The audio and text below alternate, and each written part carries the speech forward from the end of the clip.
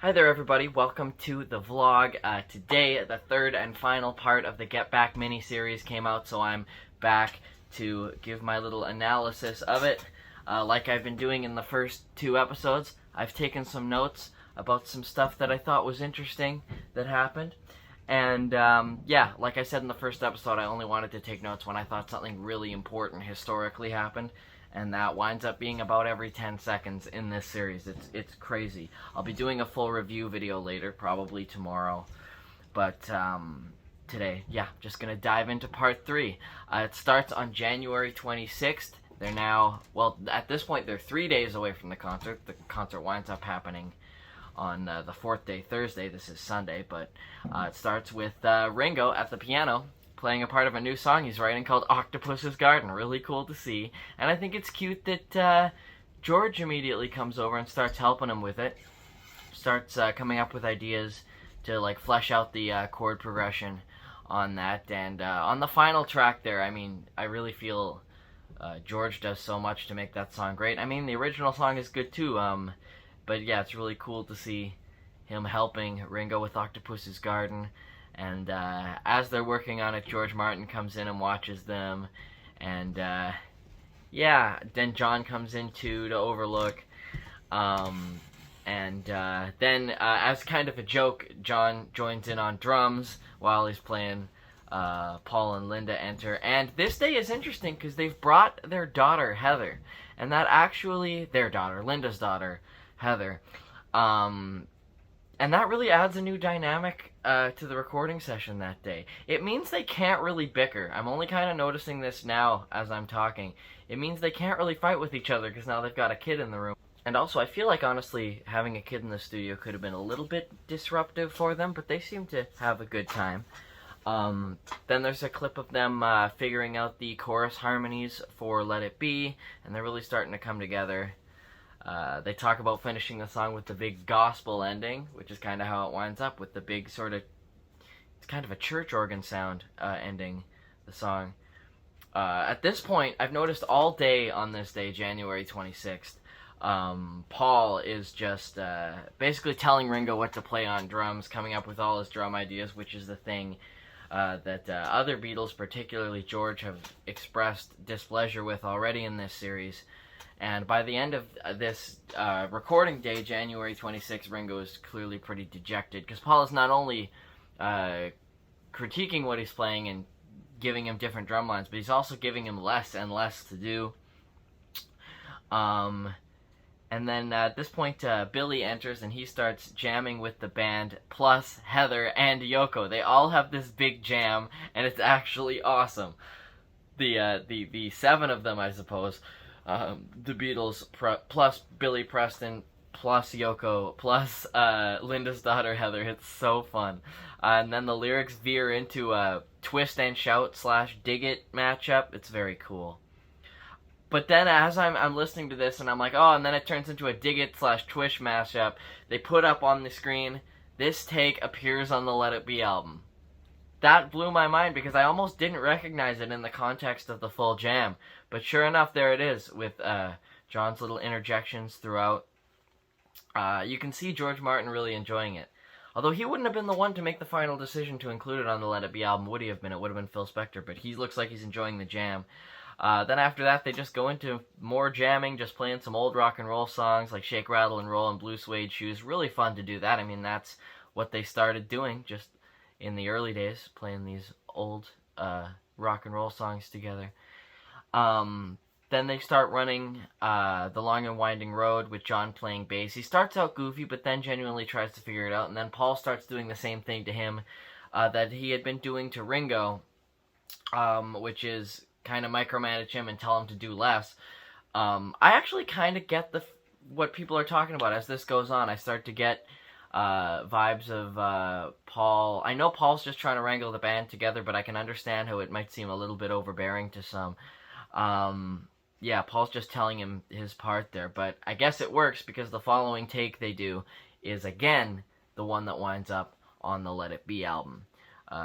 George Martin says there should be strings on this song, which I thought was interesting because ultimately, of course, Phil Spector did put strings on it, and Paul McCartney to this day is not happy with it. It's the string arrangement on the Long and Winding Road more than anything that sort of led to the creation of the Let It Be Naked album. Anyway, Paul says that his vision for that song was to sound like Ray Charles and his band. I thought that was interesting because I never got that vibe myself, but it's interesting to hear where he was coming from. And that pretty much ends that day. What a productive day that is. I mean, they've recorded 2 takes that wind up on the album, although one of them was just kind of a goofy jam, but they got the Long and Winding Road final take, although they didn't know it at the time. They didn't really know which they'd use. The next day, day 17, it's January 27th now, just 2 days away from the rooftop concert. In reality, they're 3 days away, but at the time they think they're 2 days away. They start with their usual rock jam. It's really cool to see the Beatles getting together at the beginning of each day and starting with like a rock and roll jam.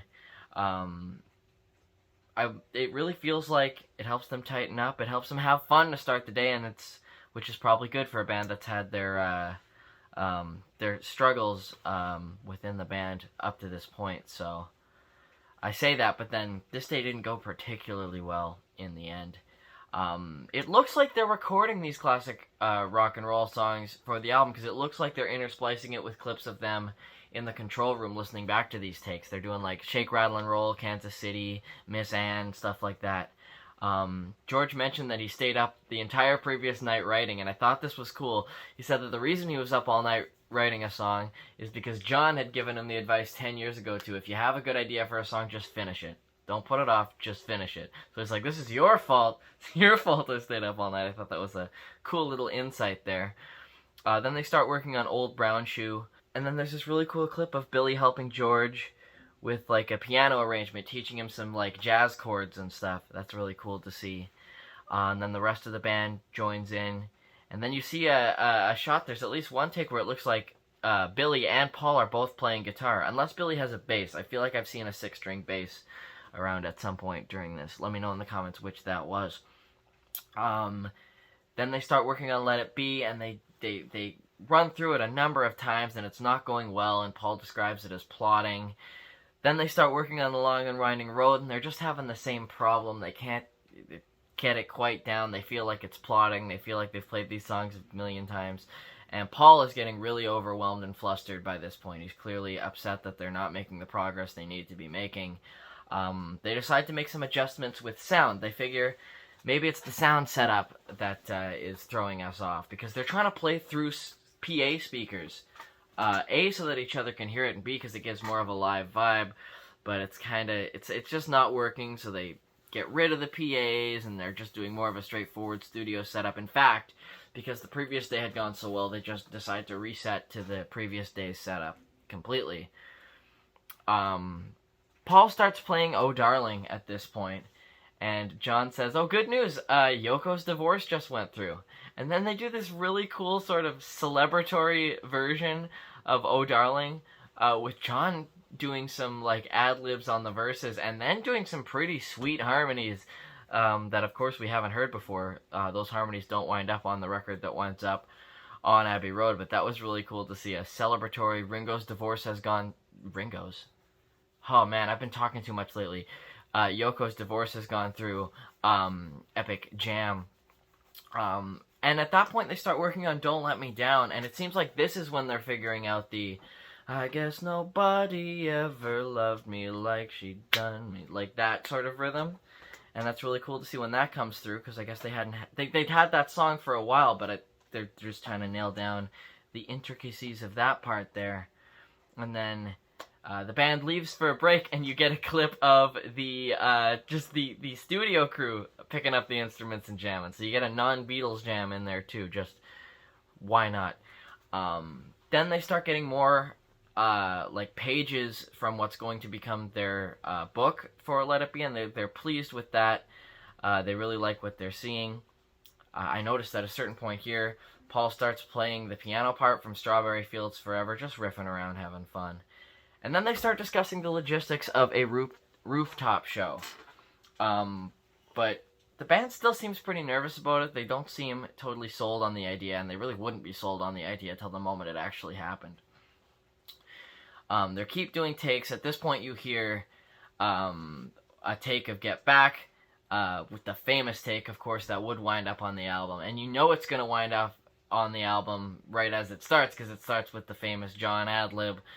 Sweet Loretta Fart said she was a cleaner, but she was a frying pan. Which, again, Phil Spector chose a few different little ad-lib moments he found in the tapes to include on the Let It Be album, and that's one of them.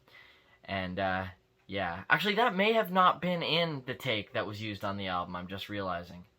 Maybe that was spliced on. But in any case, one of those many takes they do of Get Back winds up on the album, which kind of completes the epic saga of that song. I mean, they will play it on the roof, but it completes the saga of the song that we've been seeing throughout this entire documentary.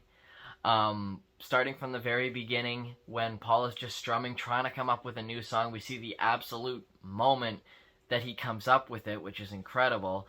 And we see the whole development of the song through to this take that winds up on the album, and through to its performance in the rooftop concert. And I really think that is one of the most special parts of this documentary. Then they decide to go into I've Got a Feeling again. And at this point, George sort of returns Billy's favor from earlier that day, as he has an idea for Billy's piano part, and that winds up being the piano part he plays. So I thought that was cool. Billy, for the most part, has been coming up with all these cool piano lines, but that specific one was George's idea. At this point, I just noticed as they're running through songs, Let It Be still seems to be titled Mother Mary still. Not sure if that's true, but they refer to the song as Mother Mary, I think a couple times here. And then it ends with them discussing the logistics of their next day. Literally that they're going to show up at 11, work till 1:30, and then Paul has a meeting and he's going to come back. But I like the little minutia like that. I like to see, there's something I like about knowing the Beatles' schedule on these legendary days. So yeah, they come in the next day. It is now Tuesday, January 28th. It's the day before the rooftop concert, but the weather report comes out bad, so they decide to delay it one more day to its final date of January 30th. I thought that was cool. They're deciding logistics now of which songs are going to go where, because they know they probably can't run through every song on the roof. But they really want to do Dig a Pony on the roof. They ask, should we do Let It Be? And I don't remember if it's George or Glenn. I think it's Glenn Johns who says, no, that one would work best in the studio. And then we get a moment which I thought was the very earliest stages of George writing the song Something. You hear him do this bit called Mr. Show, and it has portions, and I'm like, wow, that has parts that are going to become the song Something. But as that scene goes on, it seems like George had actually probably been working on the song Something for a while, because he's talking to John about how he's really stuck on the lyrics. Unless that was the song he mentioned he stayed up all night writing. I'm really not sure. There's a few things you can weigh in on in the comments, because it's going to take multiple viewings to totally unpack everything that's happened here. But yeah, there's this cool moment of Paul and John trying to throw out lyrics to help him on the song that would become Something. Really cool. Yeah, after that they start doing like a little goofy version of Love Me Do, which is fun to see. And then Paul leaves for his meeting. Like I said, they planned all this. Paul leaves for his meeting, and they're like, well, we might as well keep working. So the three remaining Beatles practice I've Got a Feeling. And I'm noticing they're actually, remember I said earlier, I'm starting to see what they're saying about Paul maybe being a little overbearing on the production, not the production side of things, but the arranging side of things. I will say the band seems pretty productive without Paul there for a while, getting some stuff done. But after a while, they just start having a conversation. And George mentions that he met with Alan Klein the previous day. The series mentioned Paul meeting Alan Klein, who was the Rolling Stones' famous manager, and was kind of putting a bid out there to manage the Beatles, which of course never really happened. But yeah, George mentions that he had met him last night, and or earlier in the week, and then John said he had met him the previous night. And they just share just a lot of that they're really excited about this. Like, they're tempted to use him, it seems like. They talk about how he's a fascinating guy, and how he seems to know everything about them already. And apparently Alan had offered to John to put out the Rock and Roll Circus show soundtrack as an LP, and then sell the LP with proceeds going for charity. And He knows John really likes that, so he's doing a good job of trying to woo the Beatles here. Then the three Beatles without Paul start working on For You Blue. And it's at this point that John brings in a stylophone, not sure how to pronounce that. It's those mini little organs that you play with, almost like, I want to say a DS, stylus thing. But it's like, yeah, that sort of thing. I've seen lots of, viral videos of people playing songs with it, and I knew it had been around for a long time, didn't know John had one, but everyone is really stoked about this thing. Including Billy Preston. Billy Preston starts doing a jam of For You Blue with him playing that stylophone. From there, they go to working on Don't Let Me Down, just making little tweaks to the arrangement as they go while doing a few takes, and they show the take that winds up being released as the B-side to the Get Back single. Yeah. I believe I said earlier that they did the take of Get Back that winds up on the album. I think that's probably also the same take that winds up on the single. I forget if the single and album have two different takes from the same day, or if they're the same take just mixed differently. I forget right now. But yeah, anyway, they've done that, and now they've done the take of Don't Let Me Down that's going to wind up as the B-side to that single. Then after that, you see a kind of frantic jam of just them messing around with the song I Want You, which is cool. And then Alan Klein has arrived. It's time for them to meet with him, so it's the end of recording for that day. They all leave, and then we get to the next day, January 29th. It is Wednesday, and it is the day before the rooftop concert, or at the very least, it's the day before they're planning on doing the rooftop concert, because they're still not sold about it. They mention that the meeting with Alan Klein was long, went till after midnight. Michael, the director of what was the TV special is now being planned for a movie, wants to arrange for an audience somehow. He's like, I don't know. He wants to somehow find a way if they can do that. Paul doesn't want to. The band is feeling iffy about playing on the roof, and so is Paul. Paul is not happy, and neither really is Michael, that they don't feel like there's going to be a payoff. That they've done all this, and they filmed stuff for what was supposed to be them getting together for a few days, working out some songs, and playing a series of shows. Those shows have now been canceled, and they don't really have a payoff, and they're not sure if the rooftop is the right way to do it. George doesn't really want to be on the roof at all. But he says he'll do it if need be. It's actually right around then that George arrives.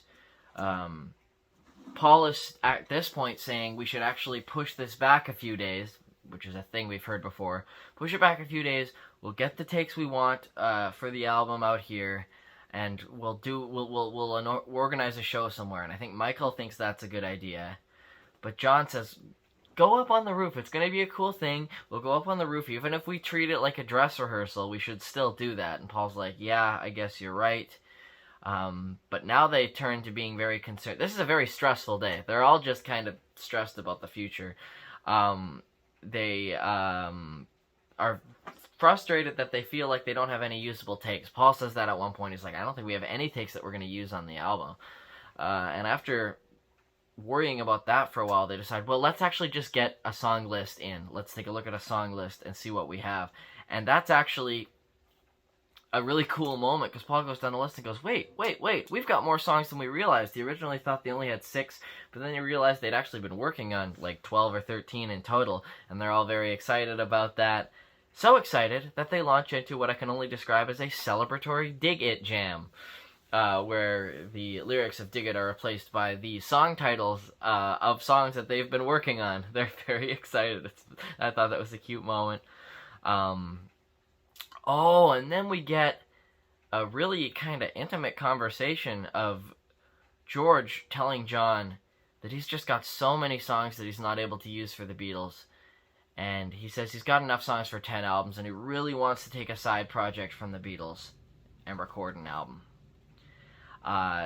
John agrees that he should be able to spread his wings creatively, but is not really thrilled about the prospect of all of the Beatles like going out and making separate albums. He's like, but then maybe that'll lessen the Beatles thing here. He's not directly saying no, he's just expressing certain concerns with the concept. Yoko seems on board with it, though, I noticed. And, but yeah, George really wants to make an album. He says, I could give the songs to other people, but I just figured I gotta do me. And of course, he would not make that album while the Beatles were together, but then again, the Beatles were not together for that much longer, and he would eventually make the epic All Things Must Pass. They do a version of I Want You, a jam of I Want You, with the lyrics changed to be called I Had a Dream and seem to be filled with quotes from Martin Luther King speeches with Billy singing. That was interesting. Paul playing the lap steel. That was cool to see. And then they do, I thought this is hilarious, when they do what I can only describe, I've seen this before, as the teeth closed version of Two of Us. It's so funny. I love that throughout this documentary they've showed so many funny moments between Paul and John. I'm talking about the two of us riding nowhere, just like staring at each other deadpan and singing a song like this. It's so funny. Anyway, at the end of the day, as they're all leaving, they say, so we're going up on the roof, we're going to do it tomorrow, and they still, like, Paul doesn't want to commit. He says, maybe. We're planning on it. Maybe. In any case, the next day comes. It's Thursday, January 30th, and it's day 21, if you're counting.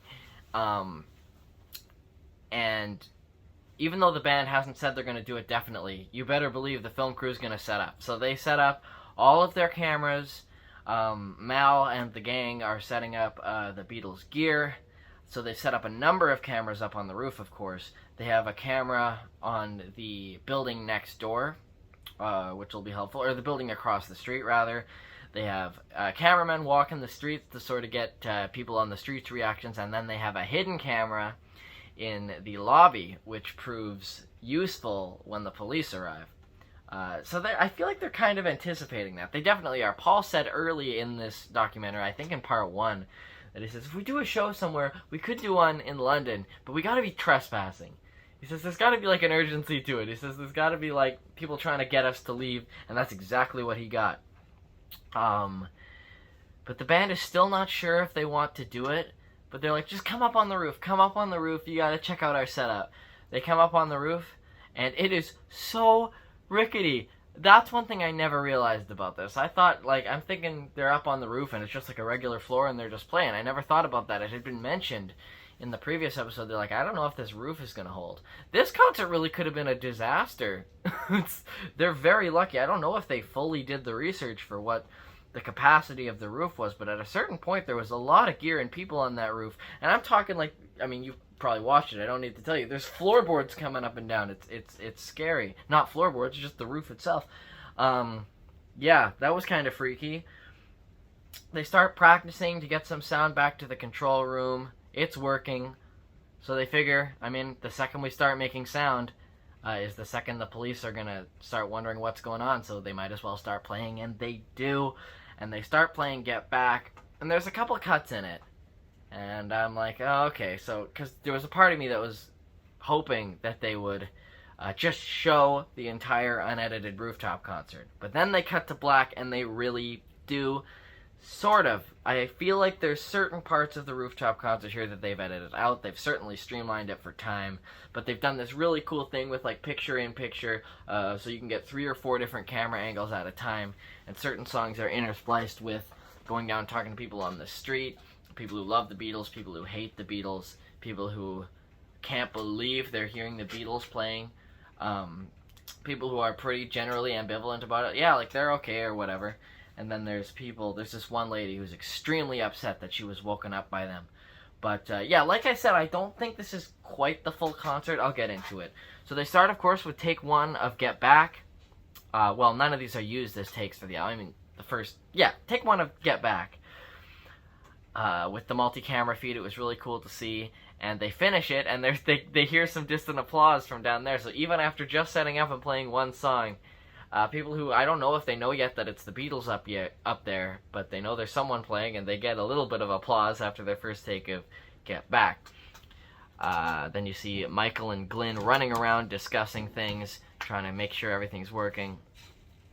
And yeah, at this point I noticed that when they went down and told everybody that it's the Beatles up there, you know, they don't seem all that stoked about it. They're like, oh, is it? Oh, cool. I expected there to be rabid fans down there screaming. There really wasn't. For the most part, it was a lot of people being like, oh, okay, why are they doing that? So I thought that was funny. From there, they go on to the second take of Get Back. Yet another take. They did a few takes of Get Back up there, but I liked that they just included the entirety of both takes, even though we just heard the song before. I was like, this is awesome. We're going to hear the full version of the rooftop concert. But I know somewhere in there, either after the first or second take of Get Back, the band did some sort of jam of I Want You. I need to look up how long that went on for, because it's definitely missing. We definitely don't have the I Want You jam in the film, which is a shame.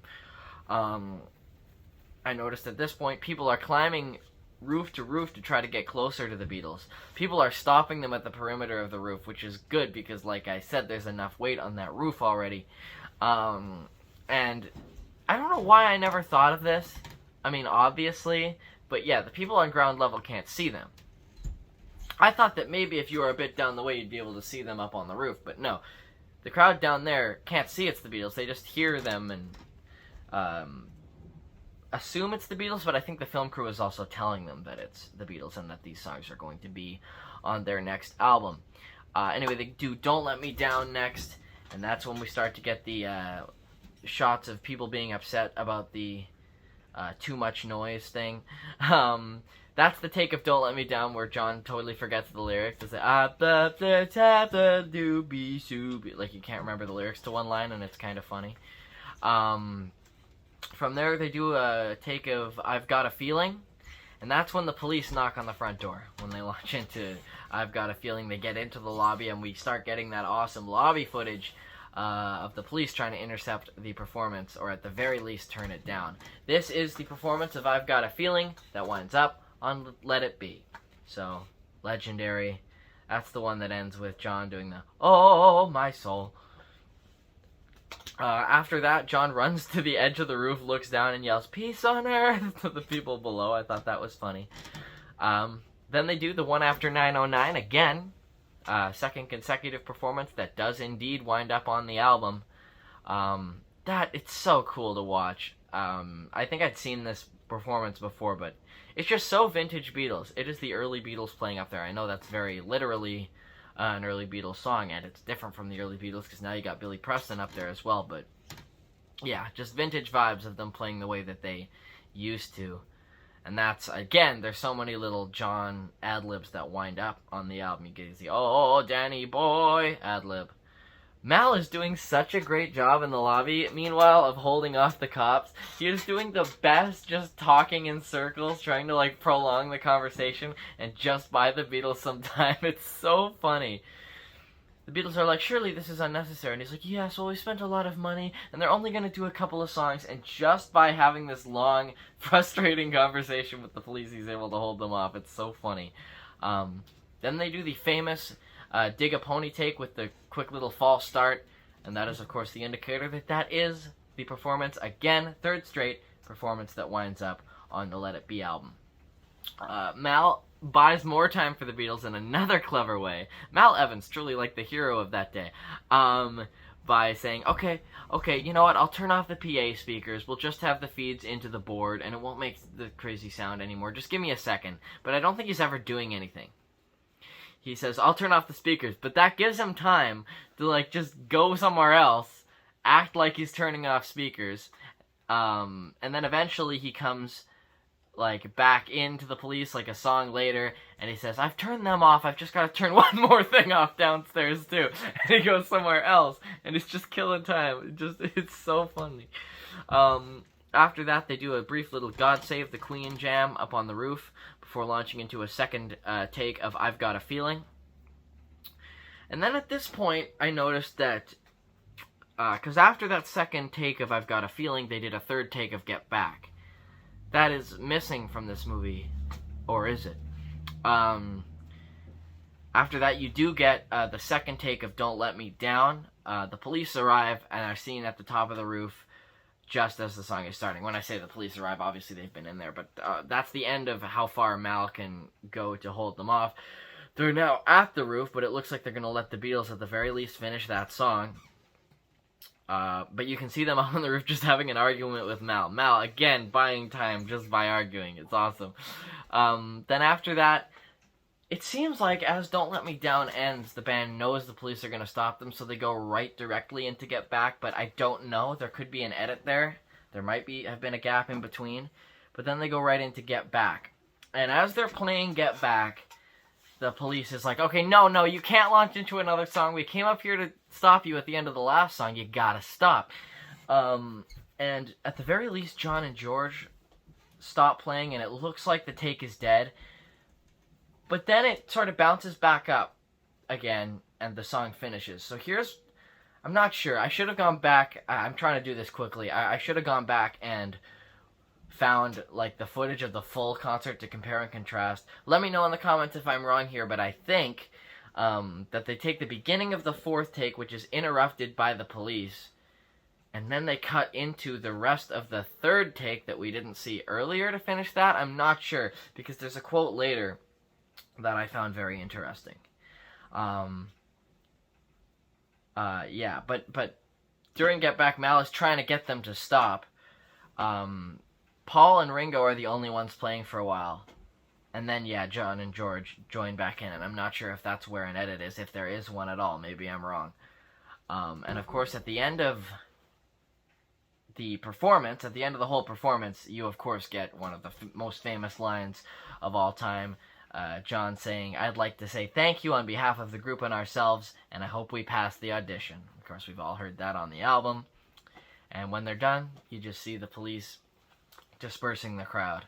Then you get a shot of them back down in their sort of basement studio space. And you see George trying to figure out, he's like, what did they even arrest us for? No, they didn't get arrested. What did they have to stop that for? What were we doing wrong? And they say, disturbing the peace, and there's this fun back and forth where they're like, disturbing the peace? Oh no, by peace they mean noise. I like the little disconnect between, because the Beatles stand for peace. I don't know, maybe I read too much into that with being like, we're disturbing the peace? He's like, no, they just mean noise. Anyway, then there's a shot of them in the control room listening back to the playbacks of what they have just recorded up on the roof. They're really enjoying it. There's a funny shot of when they get to John's vocal mess up from Don't Let Me Down, of George laughing at him. Paul says, we should do more work today, though. We should do more work to record the songs we didn't get to, because we didn't get to all the ones we wanted to, so we're going to have to do some more takes. But the band's like, okay, well, we'll take a break first. But then there's a quote from George right at the end of this day. There's a quote from George where he says, I mean, we want to make this cool for the film, so we could pretend like the police made us to stop, like, in the middle of a song. So either the fourth take of Get Back was cut short by police and they edited on the rest of take 3, or they kept playing to finish out the song Get Back, and the Let It Be movie edited it to look like the fourth take was cut short. That quote threw me off, so let me know again in the comments if you can explain that all for me, because I wasn't sure. Again, so many things in this documentary will require multiple viewings to get completely. I thought that would be the end, but they go to day 22, the next day, Friday, January 31st. So I guess, yeah, they didn't wind up doing any more work. At least they didn't film any more work that got done January 30th. But yeah, January 31st, they're doing a little video shoot for a few songs, notably the clips of Two of Us and Let It Be that they wanted to use for the movie, as well as The Long and Winding Road. I know the takes of Two of Us and Let It Be were also used for the Ed Sullivan Show. But there's also a fun little jam, again, of them just fooling around and playing some funny songs, like Take It to the Captain. There's a goofy version of Two of Us. Even a clip of them doing Run for Your Life. That was fun. Like a totally goofy version of it, but it's funny. Interestingly, the takes they use for this portion of the miniseries are not the final takes that we've seen a million times. They are for the most part, unfinished takes and other ones, like the ones with like false starts, ones where they had to stop in the middle, except for Let It Be, when they go into the take that they did wind up using for the album. So I guess it's not a video shoot. I described it as a video shoot because that's what it looked like they were doing, but they were definitely doing the work that Paul had mentioned the day before, trying to get the songs done that they didn't get to up on the roof. See, again, I'm literally trying to unpack this as I go. That's the famous take of Let It Be that winds up being used, I think with some overdubs and stuff on the Let It Be album. And then after that famous take, it just shows, because the band never thinks they're finished, Paul says, we want to do one more take, and the last line in the miniseries is John saying, but we've done so many of the bastards. And that ends the Beatles Get Back miniseries. I won't get too much into my feelings about it, other than what I've already said, because this video is getting really long, but I will do a more straightforward review either today or tomorrow. Again, what a revelation this miniseries has been. So glad that it got made. Anyway, yeah, I'll get more into that tomorrow. Thank you for watching. See you guys again tomorrow.